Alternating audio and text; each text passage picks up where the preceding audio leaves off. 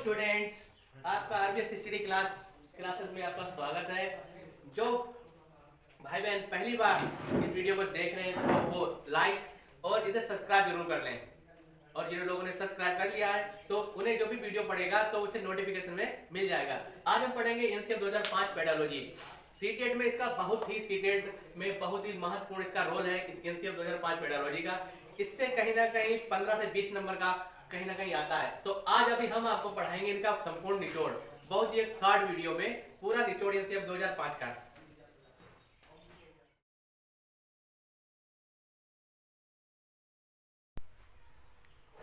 NCF 2005 CTET में NCF 2005 जो है इससे बहुत सारे क्वेश्चन पूछे जाते हैं पेडालॉजी के। लगभग 15 से लेकर 20 नंबर का एनसीएफ 2005 से क्वेश्चनों को दिया जाता है। तो वो आपको बताएंगे एक छोटे से वीडियो में एनसीएफ का पूरा निचोड़ जो है एनसीएफ का हम आपको बताते हैं। और इन्हीं से कहीं ना कहीं आपको एनसीएफ 2005 को बहुत ही सरल तरीके से पढ़ने में आसानी होगी। तो जैसे आता है एनसीएफ, तो एनसीएफ की फुल फॉर्म क्या है पहले एक समझ लो। एनसीएफ की फुल फॉर्म क्या है? इसका नाम नेशनल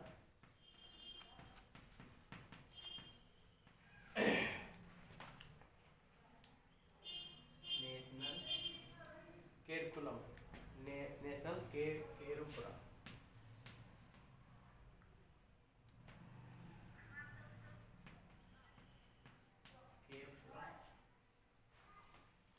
फ्रेमवर्क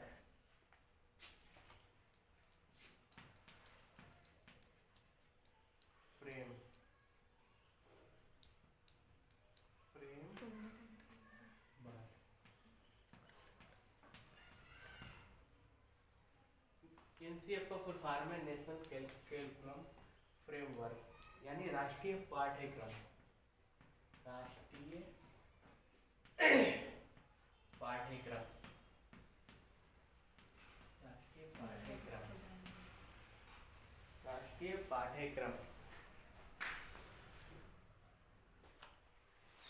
राष्ट्रीय पाठ्यक्रम तो सबसे पहले हम इसे देखेंगे कि इसके अध्यक्ष कौन थे, उस समय के अध्यक्ष कौन थे। तो प्रोफेसर यशपाल। एनसीएफ 2005 इसके अध्यक्षता में ये बनाया गया। तो इसके अध्यक्ष थे प्रोफेसर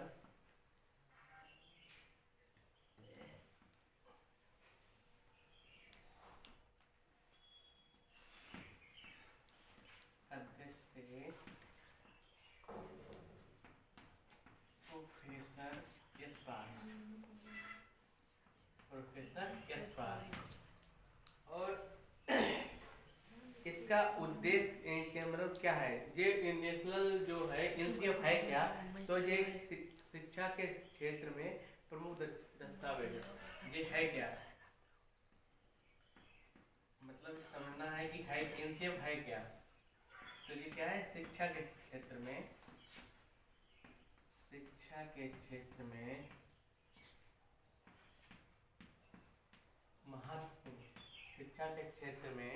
प्रमुख दस्तावेज है।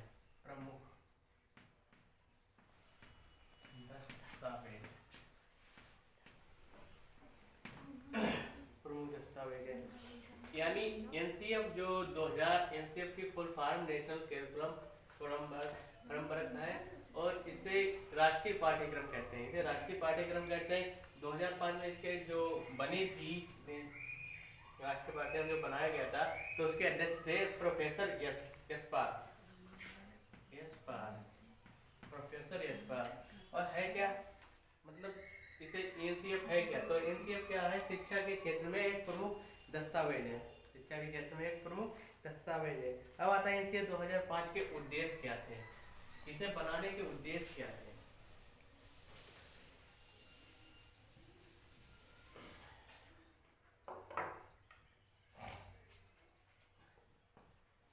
एनसीएफ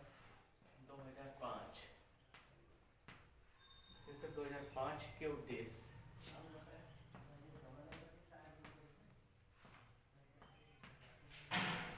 यानी इसके उद्देश्य क्या थे बनाने के लिए। तो इसका उद्देश्य था कि बच्चों का सर्वांगीण विकास करना एवं उन्हें स्कूली शिक्षा से बाहरी शिक्षा में जोड़ना। इसका एनसीएफ का जो प्रमुख उद्देश्य था वो था बच्चों का सर्वांगीण विकास करना एवं उन्हें स्कूली शिक्षा से बाहरी शिक्षा से जोड़ना। और क्या था बालक के मूल्यांकन के लिए सतत एवं व्यापक बालक के मूल्यांकन के लिए सतत एवं व्यापक मूल्यांकन पर बल देना और नवीन सोच क्षमता चिंतन आदि का विकास करना। ये प्रमुख दो इसका प्रमुख दो उद्देश्य थे। इसके दो प्रमुख उद्देश्य थे। क्या था? बच्चों का सर्वांगीण विकास करना, बच्चों का सर्वांगीण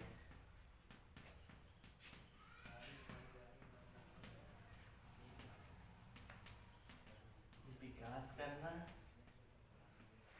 बच्चों को सर्वांगीण विकास करना एवं उन्हें स्कूली शिक्षा से बाहरी शिक्षा में जोड़ना एवं उन्हें स्कूली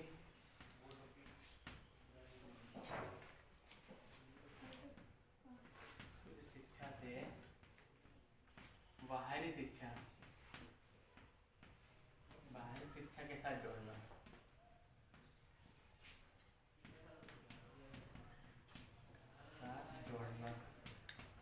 और दूसरा एक उद्देश्य था कि बालक के मूल्यांकन के लिए सतत एवं व्यापक बालक के मूल्यांकन के लिए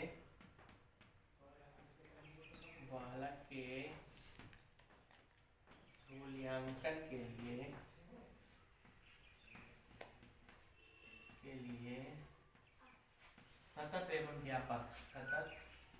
एवं व्यापक मूल्यांकन पर बल देना, व्यापक मूल्यांकन पर बल देना,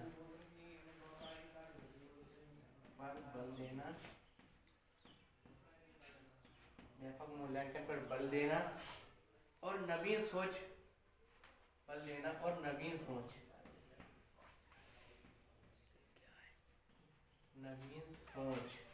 तर्क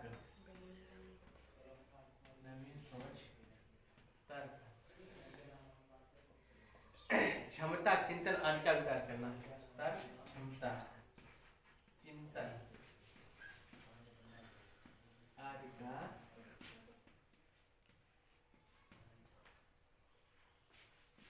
का विकास करना।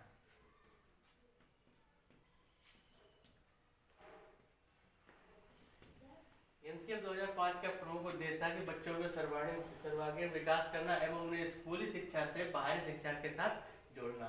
और क्या था कि बालक के मूल्यांकन के लिए सतत एवं व्यापक मूल्यांकन पर बल देना और नवीन सोच तर्क क्षमता चिंतन आदि का विकास करना। ये एनसीएफ 2005 का प्रमुख उद्देश्य थे। और इसकी विशेषताएं क्या थी?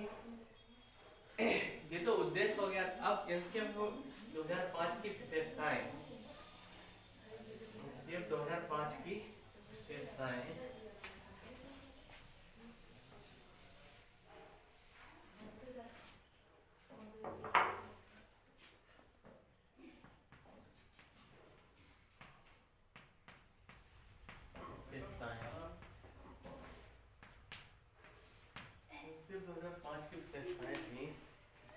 था। 2005 की उत्पत्ति एक विशेष महत्वपूर्ण नोट है इसका। एनसीएफ 2005 की उत्पत्ति रविंद्रनाथ टैगोर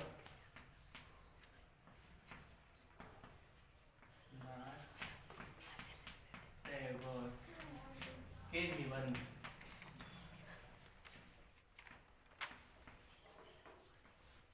एनसीएफ 2005 की उत्पत्ति जो हुई है रविंद्रनाथ टैगोर के निबंध सभ्यता व प्रगति से हुई है।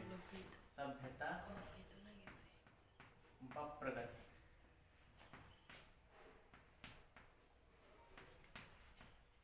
से हुई है।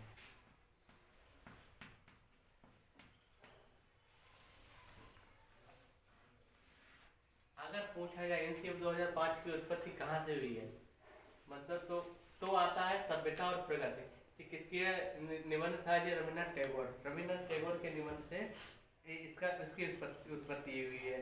फिर आता है कि एनसीएफ 2005 में रूपरेखा के तहत सभी भाषाओं में इसका अनुवाद किया गया।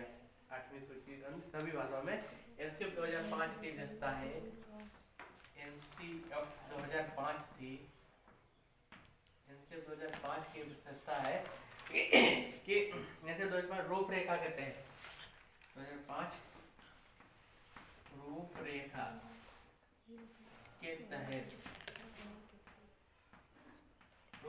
के तहत सभी भाषा में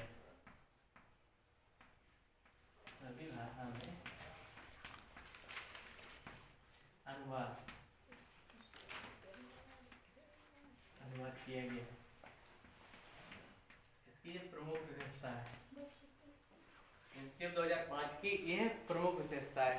अब था एनसीएफ 2005 जो था किसके द्वारा क्या हुआ था, एनसीएफ 2005 के जो अध्यक्ष थे वो प्रोफेसर यशपाल थे और इसके निर्देशक थे एनसीएफ 2005 के अध्यक्ष थे प्रोफेसर यशपाल और निर्देशक थे इसके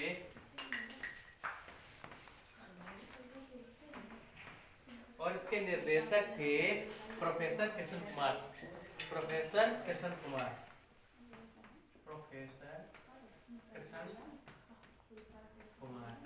ये महत्वपूर्ण दो व्यक्तियों के नाम जिनकी अध्यक्षता किसने की थी, प्रोफेसर यशपाल ने, और इसका निर्देशन किया था प्रोफेसर किशन कुमार ने। फिर आता है कि एनसीएफ 2005 के पांच सिद्धांत दिए गए थे जो इस प्रकार। अब क्या हुआ, ये तो विशेषता हो गई। एनसीएफ जो था एनसीएफ 2005 में 5 सिद्धांत दिए गए थे। एनसीएफ 2005 में 5 सिद्धांत दिए गए थे।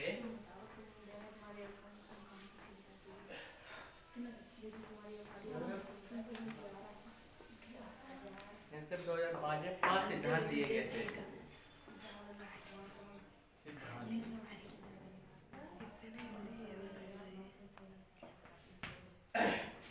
पहला था कि ज्ञान को बाहरी जीवन से जोड़ा जाए। क्या था, ज्ञान को बाहरी जीवन से जोड़ा जाए। नंबर 2 था रटने की प्रणाली को खत्म किया जाए। नंबर 3 था पाठ्य पुस्तक पर केंद्रित ना होकर शिक्षा बाल केंद्रित होनी चाहिए। और क्या था कि कक्ष को गतिविधियों से जोड़ा जाए और इसे लचीला बनाया जाए। और क्या था इसका कि राष्ट्रीय महत्व बिंदु को पाठ्यक्रम में शामिल किया जाए। तो क्या था कि ज्ञान को बाहरी जीवन से जोड़ा जाए। इसकी विशेषताएं थी, ज्ञान को बाहरी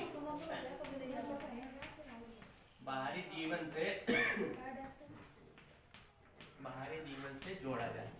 जो भी ज्ञान हम प्राप्त करेंगे उसे बाहरी ज्ञान को बाहरी जीवन से जोड़ना था। ठीक है। और रटने की प्रणाली को खत्म किया जाए। जो रटने की प्रणाली थी, सब्जेक्ट को रटने की प्रणाली को खत्म किया जाए।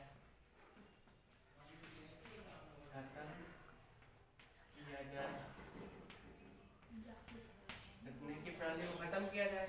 और क्या था कि पाठ्य पुस्तक पर केंद्रित ना होकर पाठ्य पुस्तक पर केंद्रित ना होकर शिक्षा जो थी, पाठ्य पुस्तक पर ना केंद्रित होकर पाठ्य पुस्तक पर ना केंद्रित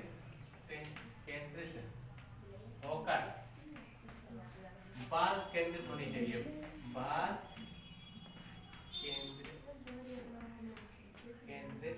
केंद्रित होनी चाहिए। यानी शिक्षा जो थी पुस्तकों पर ना केंद्रित होके बाल केंद्रित होनी चाहिए, बालक पर केंद्रित होनी चाहिए। और क्या था, कक्षा की जो गतिविधियों को इन्हें और लचीला गतिविधियों की जो गतिविधियों में से जोड़ा जाए कक्षा कक्ष की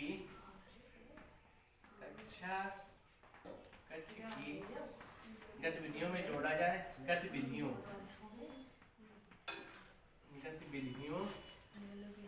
में जोड़ा जाए और इसे और अधिक लचीला बनाया जाए।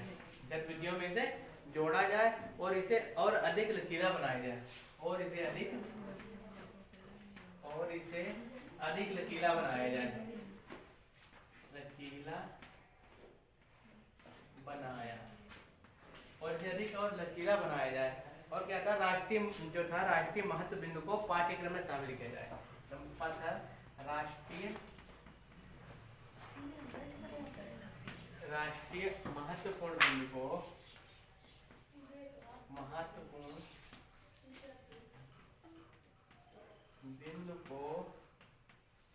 राष्ट्रीय महत्वपूर्ण बिंदु को पाठ्यक्रम में शामिल किया जाए। पाठ्यक्रम में शामिल किया जाए।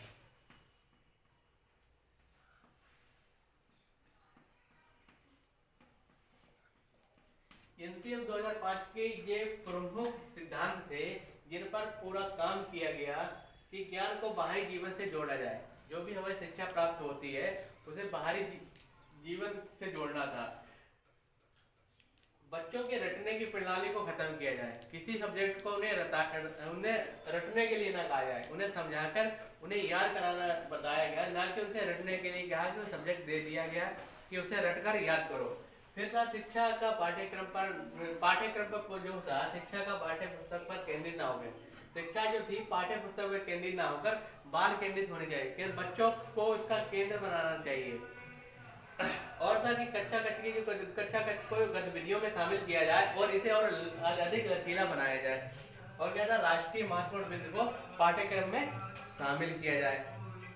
ये तो इसके प्रमुख सिद्धांत थे। अब इसका सूत्र पूछा जाता है कि एनसीएफ का 2005 का सूत्र क्या था। तो एनसीएफ 2005 का सूत्र था बिना भार का। एनसीएफ 2005 का सूत्र बिना भार के अधिगम। एनसीएफ 2005 का सूत्र था बिना भार के अधिगम। बिना भार के अधिगम। यानी शिक्षा को बिना भार के अधिगम। शिक्षा को किताबों का ज्ञान नहीं बनाना है, शिक्षा को बिना भार का अधिगम। शिक्षा को शिक्षा देनी है, इसके मतलब learning without burden. Learning without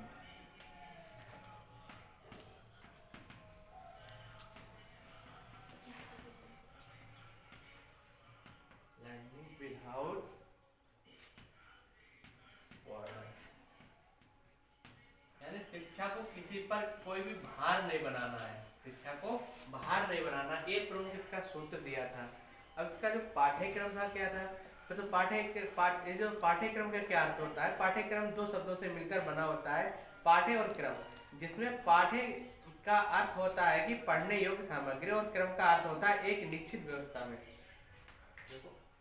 पाठ्यक्रम का क्या अर्थ है, पाठ्यक्रम पूछ देता है कि पाठ्यक्रम क्या होता है। तो पाठ्यक्रम का क्या अर्थ है, पाठ्यक्रम जो है दो शब्दों से मिलकर बना है। यह दो शब्दों से मिलकर बना है, दो शब्दों से मिलकर बना है, शब्दों से मिलकर बना है। पाठ्य प्लस क्रम, पाठ्य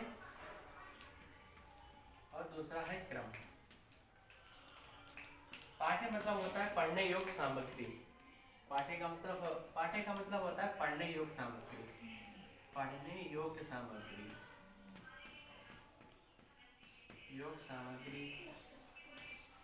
और क्रम का मतलब एक निश्चित क्रम में, क्रम का मतलब एक निश्चित क्रम में, एक निश्चित क्रम में, यानी पढ़ने योग्य सामग्री को एक निश्चित क्रम में व्यवस्थित करना, एक निश्चित क्रम में व्यवस्था बनाना, उसकी एक निश्चित क्रम में व्यवस्थित करना क्या कहलाता है, पाठ्यक्रम कहलाता है। पाठ्यक्रम क्या है, कि पढ़ने योग्य सामग्री को एक निश्चित क्रम में व्यवस्थित करना पाठ्यक्रम कहलाता है। अब जैसे एक वैज्ञानिक थे फ्रोवेल, तो फ्रोवेल ने भी पाठ्यक्रम को क्या बताया, फ्रोवेल वैज्ञानिक थे, नाम थे फ्रोवेल महोदय।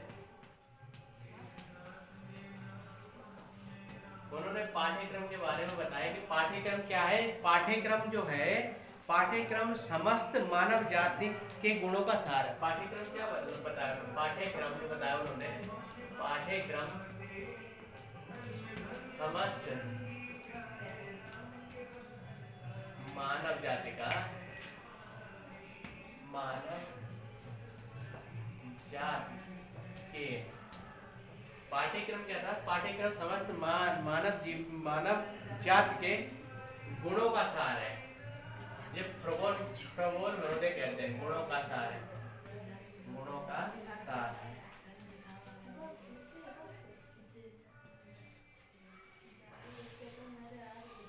प्रबोल महोदय कहते हैं कि पाठ्यक्रम क्या है, पाठ्यक्रम समस्त मानव जाति के गुणों का सार है। अब आता है एनसीएफ के महत्वपूर्ण बिंदु। तो एनसीएफ का महत्वपूर्ण, बच्चों जो भाई बताया था कि विद्यार्थियों को रटने से मुक्त कराया जाए, इस पर बहुत जोर दिया गया कि पाठ्य जो था महत्वपूर्ण बिंदु से विद्यार्थियों को रटने से मुक्त कराया जाए, जिससे कि उनका चौमुखी विकास हो सके। शिक्षा को बाल केंद्रित किया जाए, शिक्षा को बाल केंद्रित किया जाए, और इसे भारत सरकार के MHRD ministry of human research development की पहल पर प्रोफेसर यशपाल की अध्यक्षता में समिति एक बनाई गई थी इसे बनाने के लिए। इसका एक था कि पाठ्यक्रम ज्यादा से ज्यादा व्यवहारिक होना चाहिए, जिससे कि बच्चा को पढ़ने में रुचि हो। तो महत्वपूर्ण बिंदु जो थे कि बच्चे को पाठ्यक्रम के जो एनसीएफ के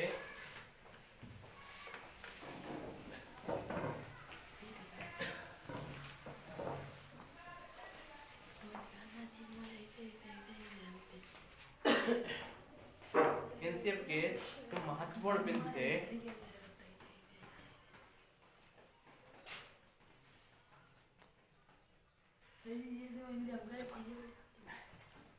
क्या था एनसीएफ 2005 की जो प्रमुख महत्वपूर्ण बिंदु, 5 के महत्वपूर्ण बिंदु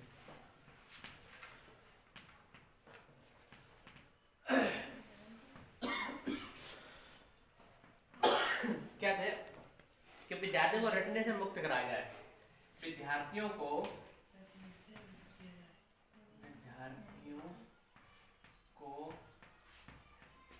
रटने से मुक्त कराया जाए, रटने से मुक्त कराया जाए, मुक्त कराया जाए, विद्यार्थियों को रटने से मुक्त कराया जाए, और उनके चौमुखी विकास के लिए, जिससे उनका चौमुखी विकास हो सके, जिससे उनका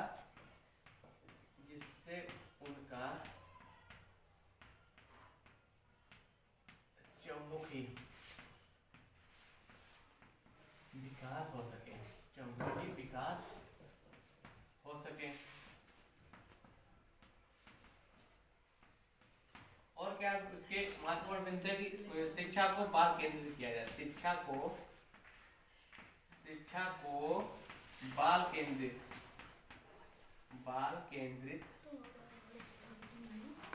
शिक्षा को बाल केंद्रित किया जाए,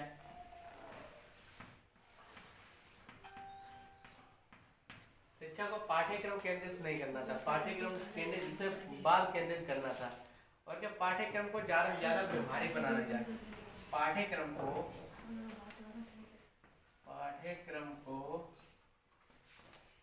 ज्यादा से ज्यादा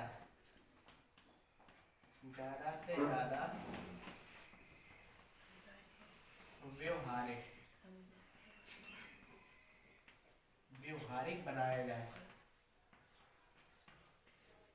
जिससे कि बच्चे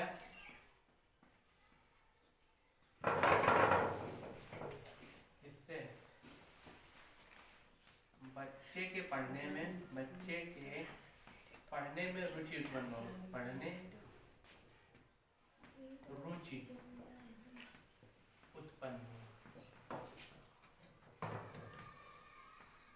यानी यानी क्या था इसका व्यापक मतलब कि बच्चे विद्यार्थियों को रटने से मुक्त कराया जाए जिससे कि उनका चौमुखी विकास हो सके, शिक्षा को बाल केंद्रित किया जाए और सब पाठ्यक्रम को ज्यादा से ज्यादा व्यवहारिक बनाया जाए जिससे कि बच्चे को पढ़ने जिससे कि बच्चे को पढ़ने में रुचि उत्पन्न हो सके। और इसे एक किया गया था कि इसे भारत सरकार के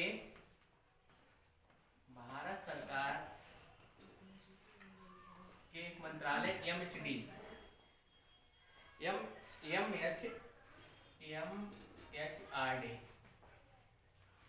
इसे एक मंत्रालय का बनाने MHRD में शामिल किया गया। MHRD में शामिल किया गया।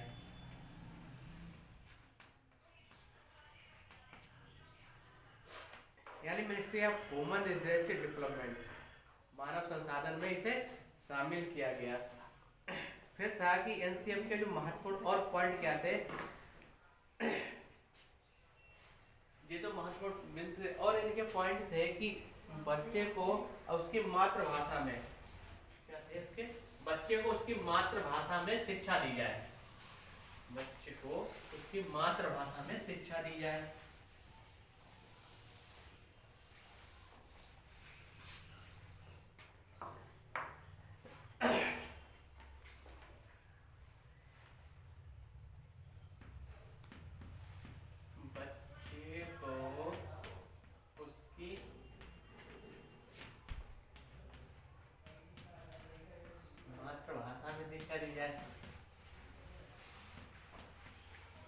मातृभाषा में शिक्षा दी जाए, शिक्षा दी जाए। बच्चे को उसकी मातृभाषा में शिक्षा दी जाए। और क्या था कि इसके शिक्षा जो शिक्षा सूत्र ज्ञान का शिक्षा जो था सूत्र, तो अज्ञात से मूर्त की ओर, ज्ञात से अज्ञात की ओर और अमूर्त से अमूर्त की ओर। शिक्षा जो थी ज्ञान से अज्ञान की ओर, ज्ञान से अज्ञान की ओर, अज्ञान की ओर और मूर्त से अमूर्त की ओर, मूर्त से अमूर्त की ओर, अमूर्त की ओर। शिक्षा को ज्ञान से ज्ञान की ओर जोड़ा जाए और मूर्त से अमूर्त की ओर जोड़ा जाए। क्या और क्या था, तनाव मुक्त शिक्षा को वातावरण, तनाव मुक्त शिक्षा का वातावरण तैयार करना है। तनाव मुक्त शिक्षा का वातावरण तैयार करना, शिक्षा का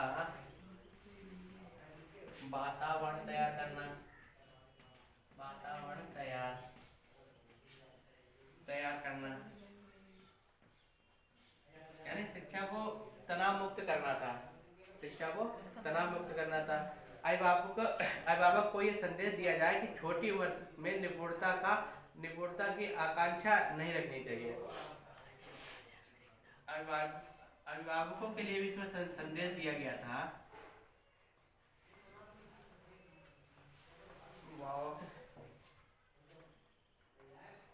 को ये संदेश दिया गया, इसमें संदेश दिया गया कि छोटी उम्र में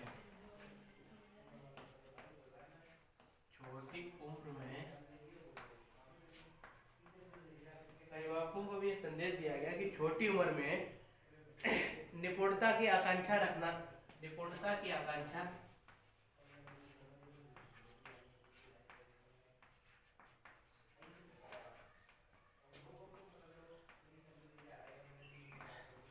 रखना गलत है। यानी कि छोटे से बच्चे से ये उम्मीद नहीं की जानी चाहिए कि ये बच्चे को हम अभी से डॉक्टर बना दें, अभी से इंजीनियर बना दें। तो ये छोटी सी उम्र में अभिभावकों को बच्चे के ऊपर इतना जोर नहीं दिया जाना चाहिए था। और एक था कि बच्चे बालक को क्रिएटिव बनाने का पूरा मौका दिया जाना चाहिए। एक था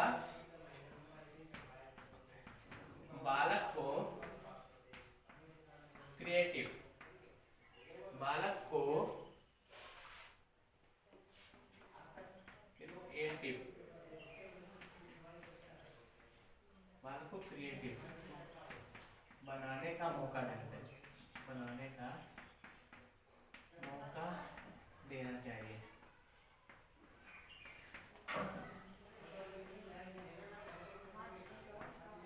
ये महत्वपूर्ण बिंदुओं पर एनसीएफ 2004 पर काम किया गया था और 2005 पर एनसीएफ 2005 पर इन महत्वपूर्ण बिंदुओं पर काम किया गया था।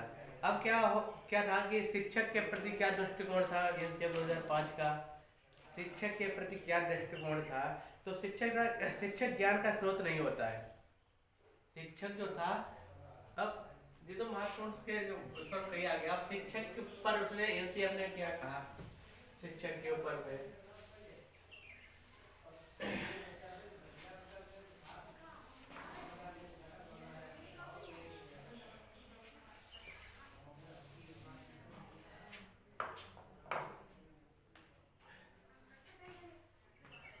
शिक्षक के प्रति दृष्टिकोण, शिक्षक के प्रति दृष्टिकोण।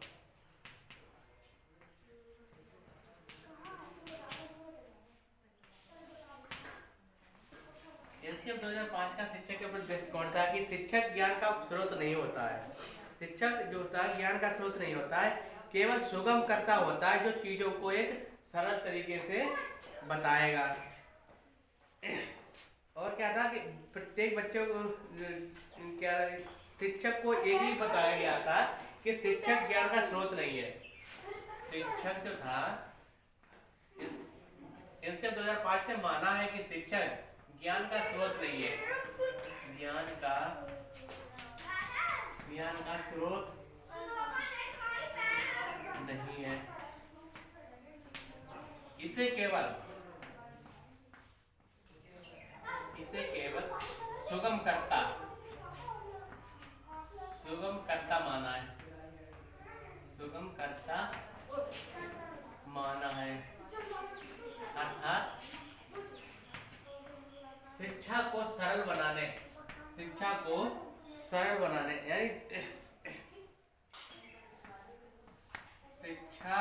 को सरल बनाने का, शिक्षा को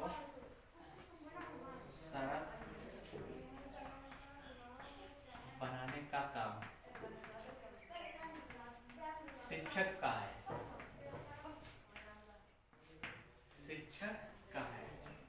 यानी शिक्षक को इसमें क्या, शिक्षक के प्रति दृष्टिकोण था 2005 एनसीएफ का 2005 का कि शिक्षक को क्या था, शिक्षक को ज्ञान का स्रोत नहीं माना है, उसे केवल एक सुगमकर्ता के रूप में देखा जाता है। यानी कि शिक्षा को एक सरल बनाने का काम शिक्षक के द्वारा ही कराया जाएगा। फिर बालक के प्रति दृष्टिकोण क्या था, ये तो शिक्षक के प्रति दृष्टिकोण था। फिर बालक के प्रति दृष्टिकोण क्या था, बालक के प्रति दृष्टिकोण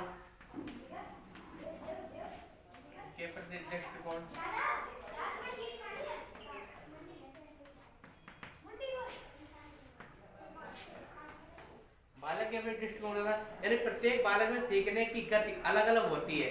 हर एक बच्चे में कैरिकुलम भी अलग अलग होता है होता है। यानी शिक्षक को चाहिए कि बच्चे को अपने हिसाब से सीखने का मौका दे, यानी प्रत्येक बच्चे में सीखने की गति अलग अलग होती है।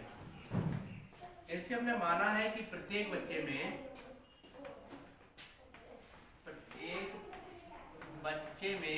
सीखने की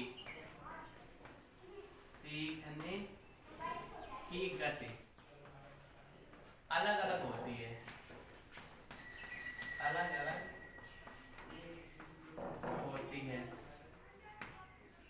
प्रत्येक बच्चे में सीखने की गति अलग अलग होती है। शिक्षक को चाहिए कि बच्चे को अपने हिसाब से सीखने का मौका दे। शिक्षक को चाहिए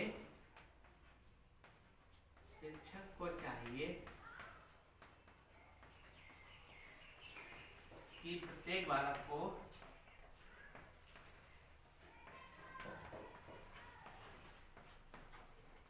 अलग अलग सीखने का मौका दे, अलग अलग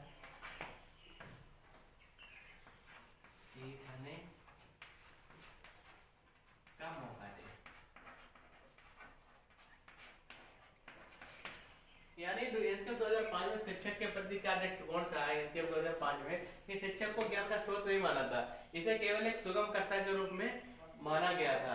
और बालक के प्रति दृष्टिकोण का था कि प्रत्येक बालक को सीखने की गति होती है, अलग अलग होती है, तो शिक्षक को चाहिए कि प्रत्येक बालक को अलग अलग सीखने का, अपने हिसाब से अलग अलग सीखने का, शिक्षक को चाहिए कि प्रत्येक बालक को अलग अलग सीखने का अपने हिसाब से मौका देना चाहिए, अपने हिसाब से, अपने हिसाब से मौका देना चाहिए। तो ये थी एनसीएफ की बहुत ही महत्वपूर्ण बातें, जिन्हें ये एनसीएफ 2005 का पूरा ही निचोड़ था। एनसीएफ 2005 पूरा ही निचोड़ था। अगर आप इसे देखेंगे, इसे समझेंगे, तो कहीं ना कहीं इससे सरल भाषा में हमें तो नहीं लगता है कि किसी कोई पढ़ा पाएगा या देखेगा। तो इसे ज़्यादा से ज़्यादा आप लोग देखिए और शेयर करिए, और इसका जो वीडियो है इसका पूरा लाभ उठाएं। धन्यवाद।